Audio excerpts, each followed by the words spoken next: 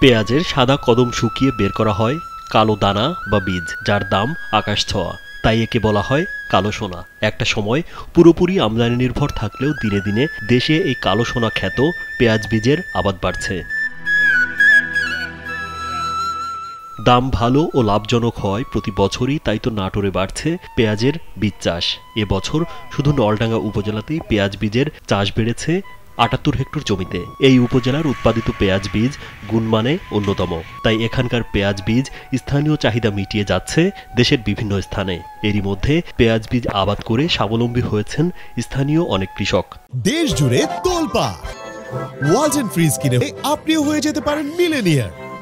মৌমাছি না থাকার কারণে পরাগায়নের সমস্যা, এই জন্য আমরা হাত দিয়ে পরাগায়নের ব্যবস্থা করতেছি। আমি গত বছরও কদম করছিলাম, এবারও করছি এই 15 কাঠার মতো।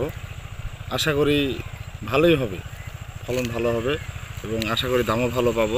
পেঁয়াজ বীজ চাষিরা জানান, পেঁয়াজ বীজ আবাদে যত্নশীল থাকতে হয়। কোনো রকম অযত্ন হলে ফলন নষ্ট হয়ে যায়। ক্ষেতে বীজের আবাদ শুরু হয় নভেম্বর ডিসেম্বরে, আর ফলন পাওয়া যায় এপ্রিল মে মাসের দিকে।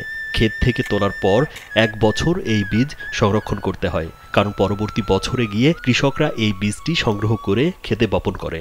এই পেঁয়াজটা অতি মানসম্মত এবং খাইতে সুস্বাদু এবং চামড়া প্রায় দেশি পেঁয়াজের মতন। এই পেঁয়াজটা এত সুন্দর এবং দেখতে শুনতে খুব ভালো। আগাম আসে এবং আগাম ফুল কদমও খুব সুন্দর। আশা করি খুব ভালো ফলন পাবো। তো কৃষি সম্প্রসারণ থেকে আমরা কিছু উপকরণ দিলে আমরা খুব উপকৃত হব।